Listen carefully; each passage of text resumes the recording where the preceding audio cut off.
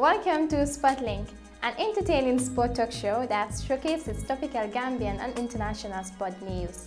It is a vibrant and fast-paced program with a direct and concise reporting approach. The main aim is to bring to light the various sporting activities and events in the Gambia and around the world, celebrate sport personalities and highlight the key achievements in the Gambian sport arena. This will further enlighten the community and increase the interest and knowledge of sports locally. On the news segment, we will bring you the Gambia's exit in the 7th edition of the wrestling competition that took place in Dakar. Stay tuned to our interesting Suma Legend interview as we bring you Ibrahim Amane, the GFF, that's the Gambia Football Federation Technical Director. And on the viewpoint, we will be talking about the Gambia being in a gloomy mood after being defeated by Namibia. These and many more coming up on today's episode. Thank you very much for joining us. I'm your presenter, Siracho.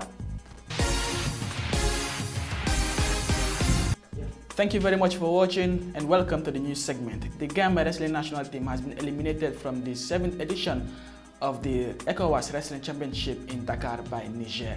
13 ECOWAS countries took part in the competition, with Gambia sending 5 wrestlers to compete in different categories. Wrestlers Papa Sow, Rambo, Leket Bubara, Viper and Move Up Soldier represented the Gambia in the 66, 76, 86, 100 and 120 kilograms categories respectively. The Gambia, which was in Group D, took first position ahead of Guinea-Bissau, Burkina Faso and Togo. But the team were eliminated in the semi-finals by Niger following a controversial decision by the referee, with the Gambian team officials bitterly protesting against the decision, claiming it was unfair and baseless. To the internationals and FIFA presidential candidate Prince Ali bin Al Hussein says any delay in electing Sepp Blatter's replacement will create further instability. The Jordanian wants to replace the suspended president of World Football's governing body in February's election. But after Blatter, 79 and UEFA President Michel Platini, 60, were suspended, FIFA is expected to discuss postponing the vote. Prince Ali said that will tell the world lessons haven't been learned. Swiss Blatter and Frenchman Platini, a FIFA vice president, are both appealing against their 90-day suspensions. General Secretary Jerome Valk is also suspended, with all 3 denying any wrongdoing. CAF boss Issa Hayatou is interim FIFA president. Platini maintains he will stand for election on February 26th to replace Blatter. FIFA's emergency meeting is being held on 20 October in Zurich. My name is Ibrahim Amane from Basay Manekunda, Ogo River Division. Currently, I hold the following position: Technical Director of Gambia Football Federation, CAF Education Officer, and CAF Panel of Instructors for Coach Education. My career started at Kowakunda Primary School in the Ogo River Division, and I got to New Start High School with the likes of Tafa Mane, Tafa Minte, Alkali Diba, and Michael Demba. I also make the list of schoolboy internationals from Hawks Football Club, joining the ranks of Asisco, Shendu. But I was different because all those players were hailed from the Greater Banjul area. For me, I was coming from the regional background. So I was the second player from the regions to captain the senior national team. The first was Ablai Jallo, commonly known as Star Jallo. He is the first vice president of the Gambia Football Federation. Simple. For poor kids in the regional settlement, football was a way of living a popular life, actually. And basically, you make friends, and then you want to lead a healthy life. So mainly it's only later that I realized there's more to football. But then in the regions, you want to be within your peers to build the confidence. And when you are a good footballer, you have a leading and a popular role. So basically, I had an opportunity to play for the Nigerian Premier League for Iwanyawo, and I had an opportunity to play for Blackpool and Eastern Lions in Sierra Leone. But because of my commitment to banking career, it was difficult for me to venture into African football. So that's that was a disappointment. I wish I've taken the opportunity.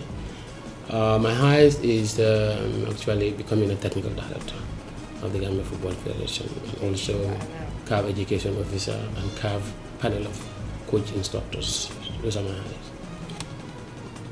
In any rebuilding efforts, there are circumstances and instances, particularly surrounded with bottlenecks. GFF is rebuilding a national team. We've been away from international football at the national level for quite a while. And I think that is why we are experiencing some of the hiccups, for instance, the matches that we have played. But I think the game at home here, the strategic intention wasn't clear. I think it makes you wonder, to lead you questioning, did the players follow the instructions of the coach? But also you can ask to say, were the instructions to the players clear? Because it wasn't really clear in the game. Whatever it is, I think it was made clear that the coach have issues with his material. That is, he do not adequately know the ups and downs of the players that he has. I think one thing that is clear, that is he opted for physical and athletic players in the game. Instead, he should have played players with craftiness that will have the ability and attitude going forward. You are aware that we lost in Namibia day before yesterday, 2-1. The fixtures that he played in Namibia would have been the home fixture in attacking football. If he had played that fixtures at home, we would have at least have a home victory. And then we can go, the team that he played here, we can put up a resistance in Namibia. But unfortunately, it was the other way around.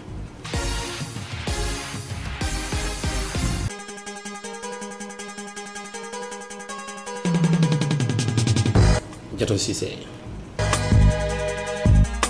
Argentina. Alaji Sarr, Port Authority.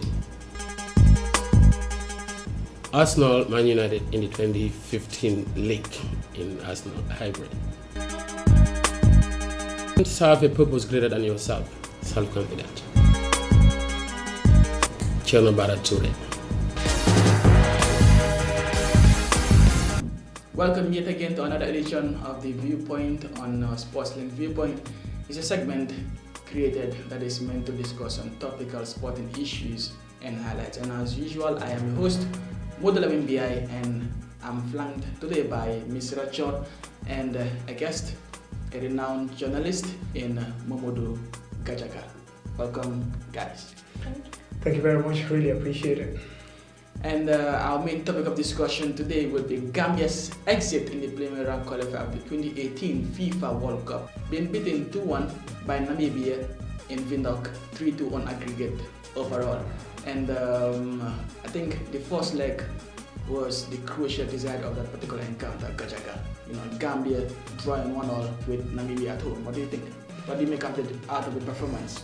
Well, I think it was a dismal performance by the Scorpions of the Gambia, looking at how it all started here in Banjul in the first leg, where the Scorpions had to get a late equalizer to be able to stay on the qualifiers until in the second leg in Namibia, where everything just went wrong again for the Scorpions. We were beaten by 2-1, 3-2 on aggregate.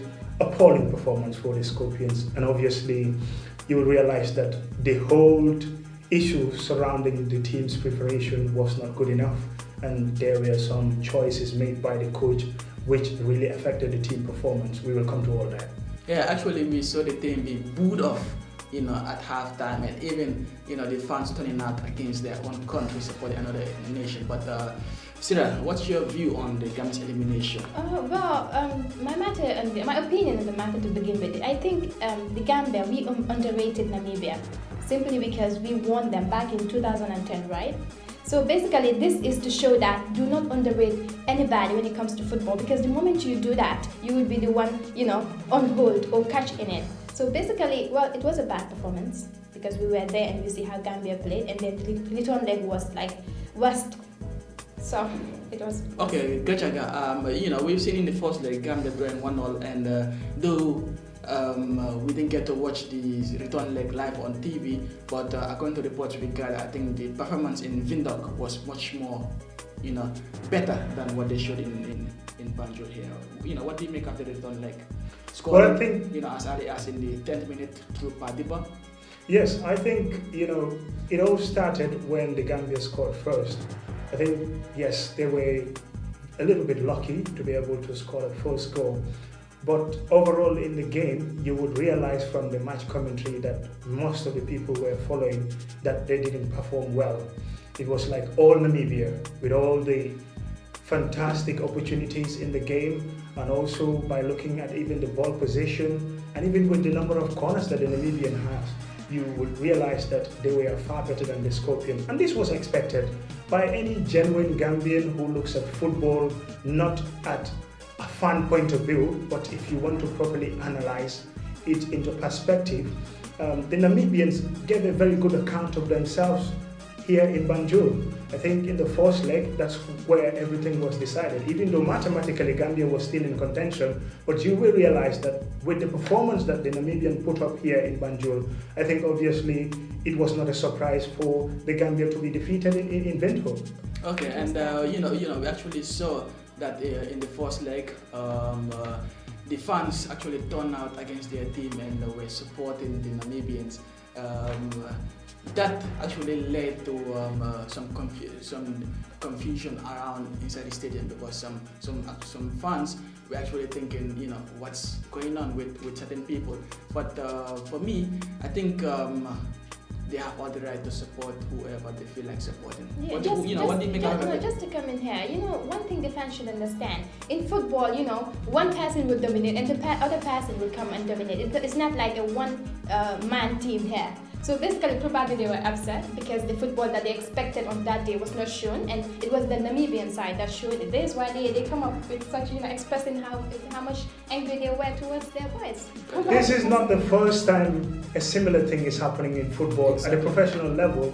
I will tell you about the Premiership, for instance. It happened. Even Arsenal fans, exactly. Chelsea, Manchester United, they turn against their own players when they are performing dismally.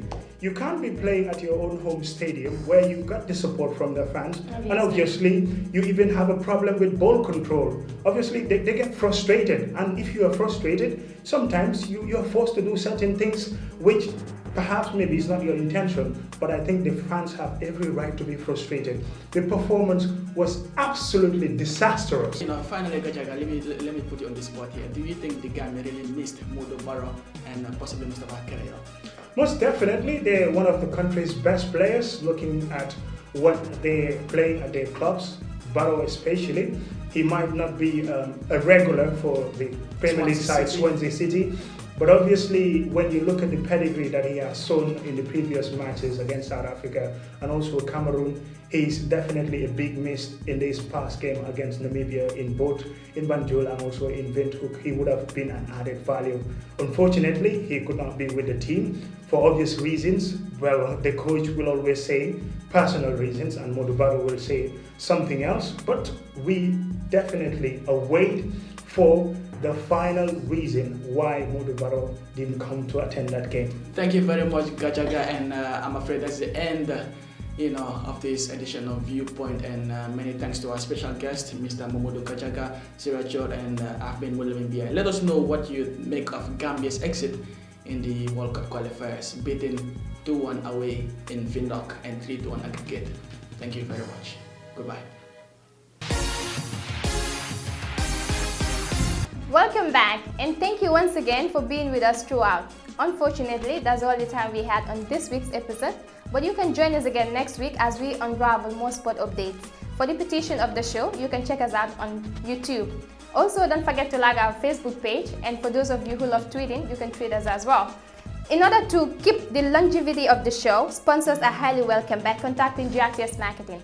On that note, have a wonderful Saturday. On behalf of the entire Sportlink crew, I remain your presenter, Sirachor.